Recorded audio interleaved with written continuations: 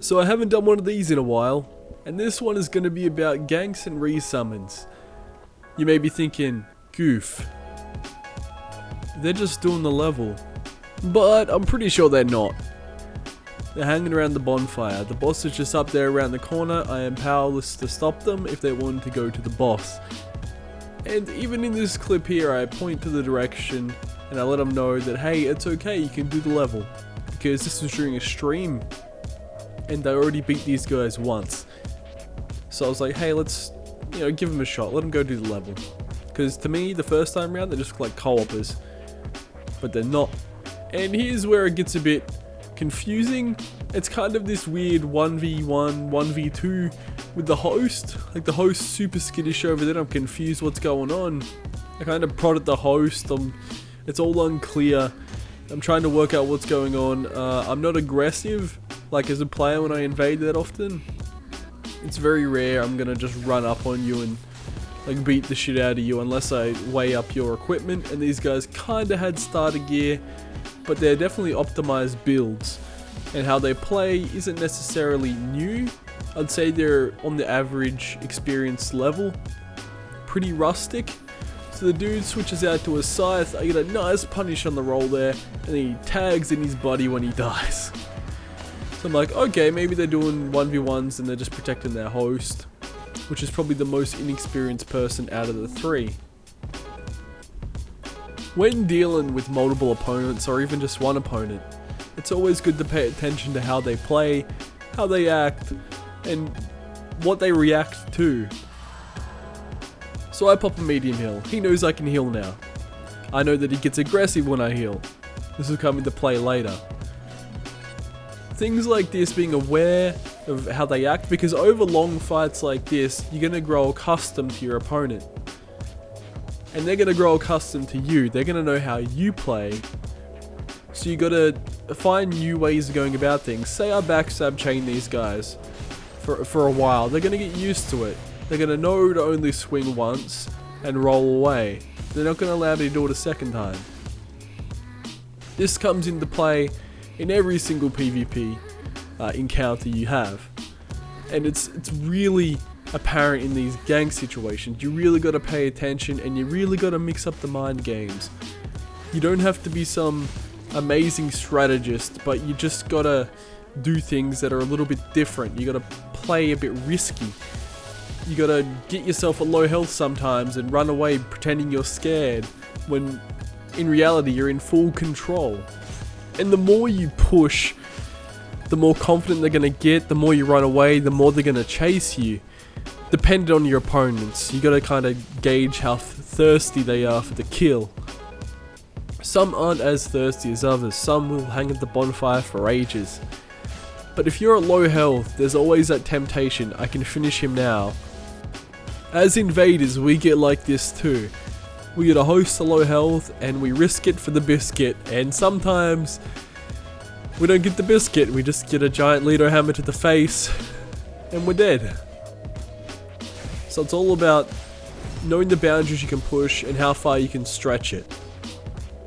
So I get a nice guard break on this guy. He's out for a while, but these are password summon phantoms. They're not scaled down, which means they're level appropriate, but there is no cooldown, which means endless summons for these guys. So there's a strategy that I like to do. I'll trade blows, spam L1, and not really try.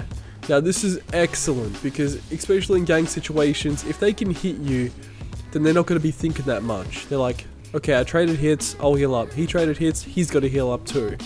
And then when you switch up to the point where you think you can take them all out pretty fast, they're not going to know what hit them. This strategy is a double-edged sword. It's not always going to work, especially with ganks.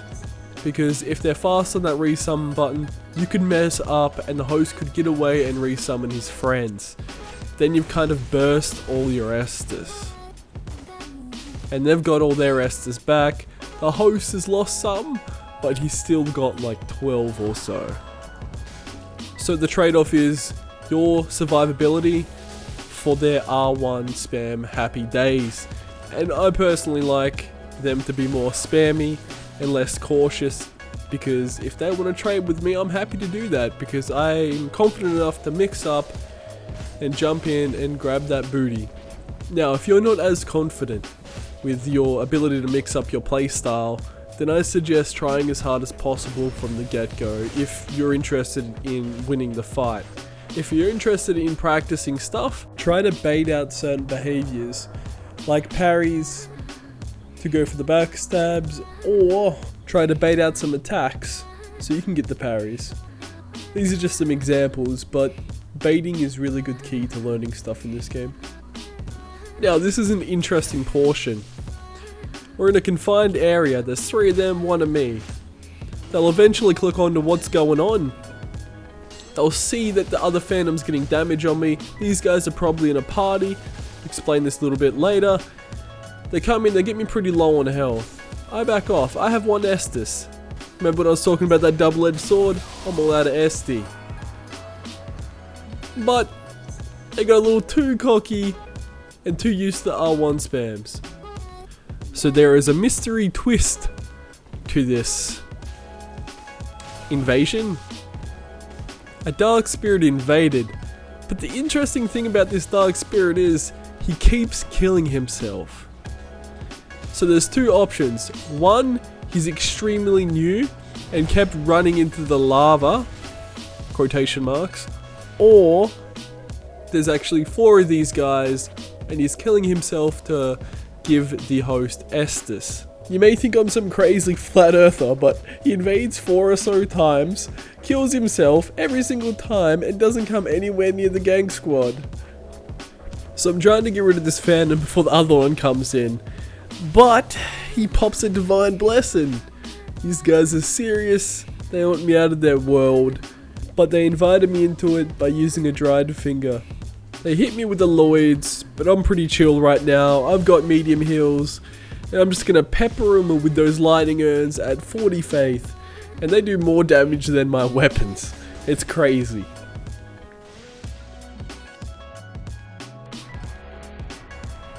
So this is an interesting portion. We got Mr. Sneaky Beaky over here. He's committed.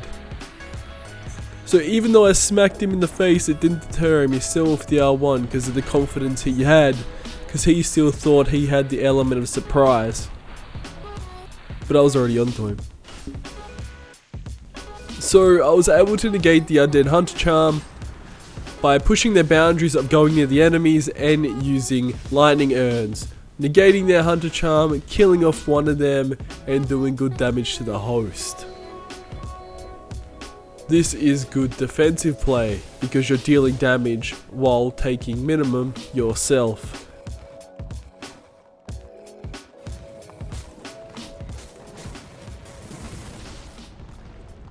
So I kind of messed with him a bit here. I'm using a heal cancel to try and get the backstab. In order to cancel a heal, once you're fully kneeled on the ground, you hold the heal button and don't release. Once you release, you heal, but if you keep holding it, you can press circle and roll out of it. This is really good, it's a good mix up, and it's pretty cheeky when you want to do it. I'm setting him up here, getting him a little bit confused while trying to go for the backstab on him with the cancel. Whiffing a heal, whiffing an attack, whiffing a parry, they're all good mind games. If you can convince your opponents you're not as good as you actually are, then you can have a higher chance of beating a Gank squad if they think you're just some fallen knight. So now it's just the 3 of us again. And I'm kind of feeling like a third wheel, so I kind of want to get rid of one of them. Because I know they want me in their world more than these yellow phantoms. I tried the heal bait again here. As you see, I'm holding it to see what they do. He lets me heal. I bet it's because in the party his friend told him not to come interrupt my heals because I'll try and roll backstab them. Just remember to pay attention to what they're doing because they're doing exactly the same to you. So the invader's back again. I don't know for how long, he normally pops in for a minute or 2 and then kills himself. At the moment I'm at half health, I'm trying to lure these guys further into the level, expanding their territory. Making them feel like they have more ground, kind of making them forget about the enemies. And I've been doing this during the invasion.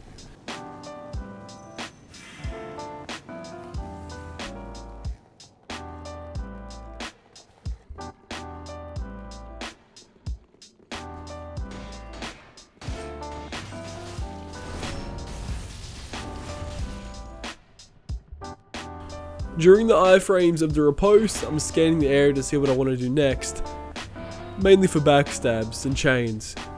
I see the spamman, so I go for a parry. Though I took a partial on the other guy, I had no stamina, so I couldn't take the riposte. I want to pull them further into the level, so that's what I'm going to do. Even though I have healers, I'm going to pretend I don't.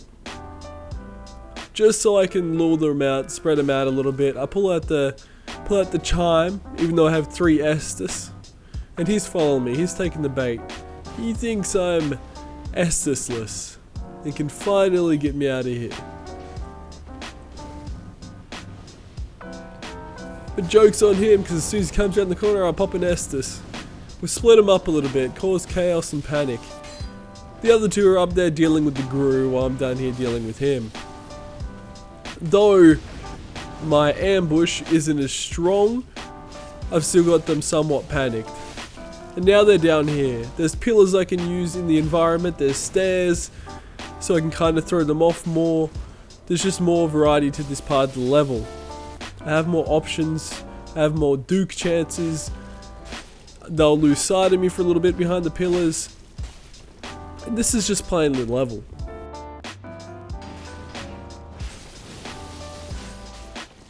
So Moss is currently out of Estus, and the red died, a good old friend.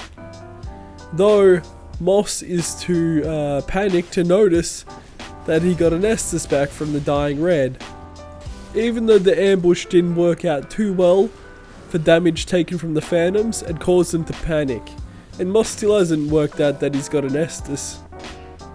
So I'm going to capitalize on this. I'm going to apply as much pressure as possible so that he never remembers he has an Estus.